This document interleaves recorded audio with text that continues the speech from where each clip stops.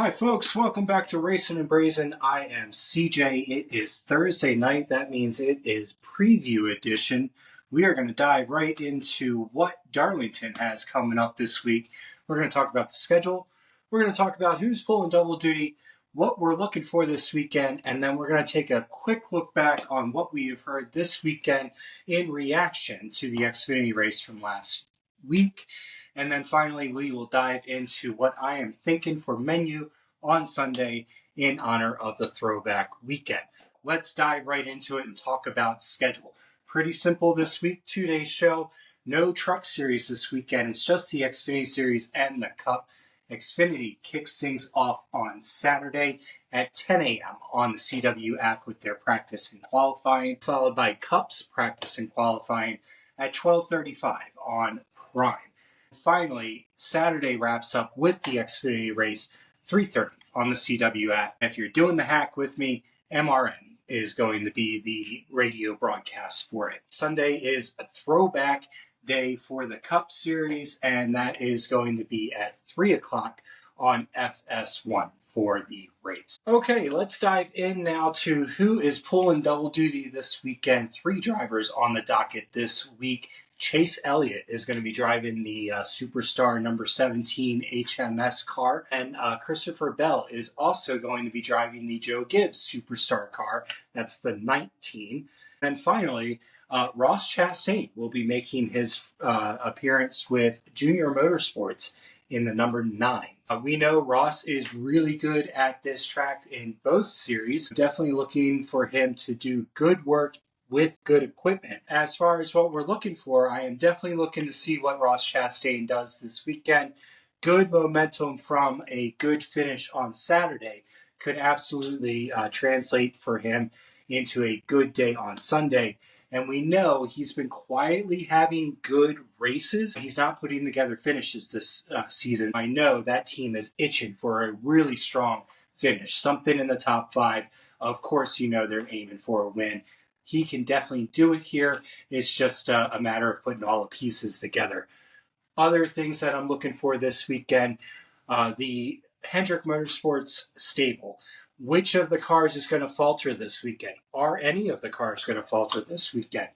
All 400 cars have been performing fantastically this year, really excelling. They've been consistently in the top 10, all 4 of them, with a couple of rare occasions. Most of those cars are finishing inside the top 10, and there's a couple of streaks running through HMS right now. So we'll see if any one of their drivers are going to falter this weekend or if they're going to continue their early season dominance.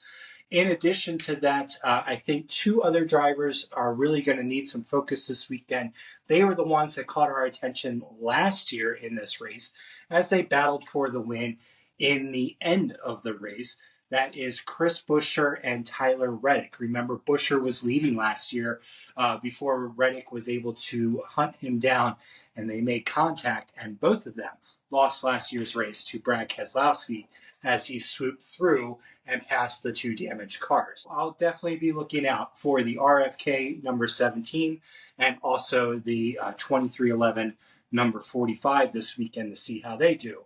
And of course, speaking of 2311, good momentum for Bubba still. Let's see if he can continue that and keep that confidence. Those are what I'm looking for this weekend, the drivers that I'm watching for this weekend. Let's dive in real quick. Not a long topic. I don't want to harp on this because everybody has this week, but I do just kind of want to touch and round all the perspectives together on what we've heard as a result of what happened this past weekend in Martinsville with the Xfinity Series. As we know, some penalties got handed out. The biggest, of course, was to Sammy Smith. He got points and a fine as a result of his last lap contact with Taylor Gray. So the question definitely became this week after that, is that enough to deter this kind of action going forward? I don't think it is. Personally, I think a lot of people agree with that as well. So the next question becomes, well, what does deter this kind of action going forward? And I heard pretty much 3 unique perspectives. You're in one camp or the other. The first off was, and this was from a lot of the older generations, the more seasoned veterans, the have at it boys. Just get rid of the security around the drivers and let the drivers duke it out themselves after the race. And a punch or two thrown here and there will deter any more of this foolishness on the track going forward. That seems to be the way that the drivers and a lot of the crews want this to be handled going forward. I don't know that that's the right answer because not everybody wants to fight, but there is something that needs to be done to get the reckless driving put to rest at Martinsville specifically. So the next train of thought is, do we just remove Martinsville from the schedule? I heard that floated a couple of times this weekend. I wasn't the only one that thought of it. So awesome. I'm not the only one that thought of it. And then the final perspective that I heard this weekend was from the owner's perspective. Do the owners band together and agree to start parking drivers for the aggressive moves that maybe go over a line? And then, of course, in the background, everybody is saying, well, why isn't NASCAR just officiating on the spot and in the moment? And there's never really a straight answer for it. The answer that we commonly hear is, well, there's a lot to it. But they don't actually say what it is that's to it that's preventing them from making those calls in the moment. So who knows? There's really no clear-cut answer, and that's just kind of the three main perspectives that we saw this week. Everybody had something to say.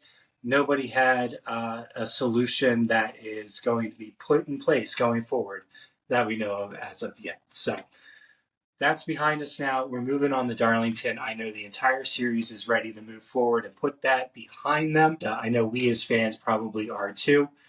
Xfinity Series at Darlington always produces good racing.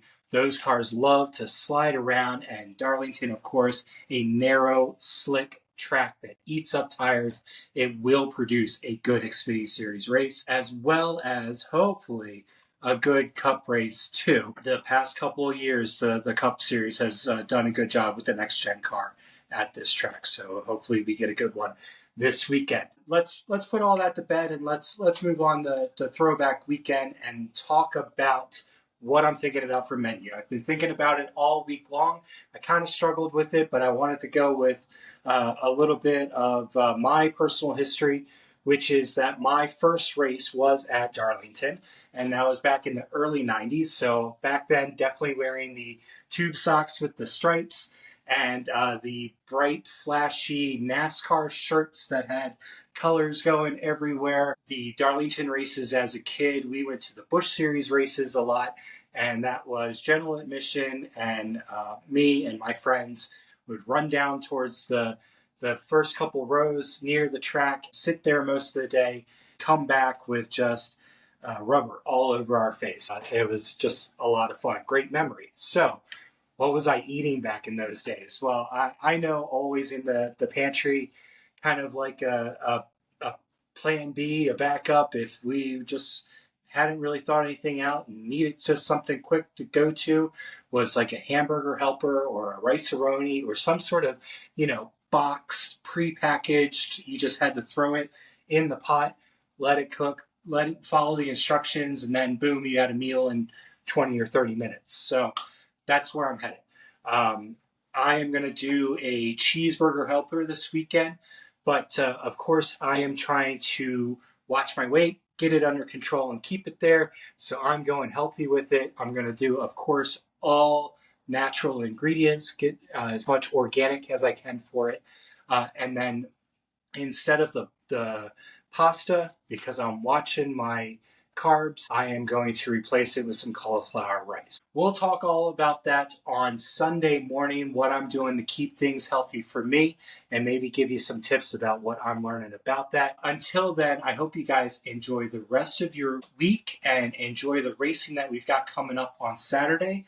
I will talk to y'all on Sunday morning when we discuss the picks between my mom and myself in our regular season competition, what we've seen through the weekend, and what we're expecting for race day itself.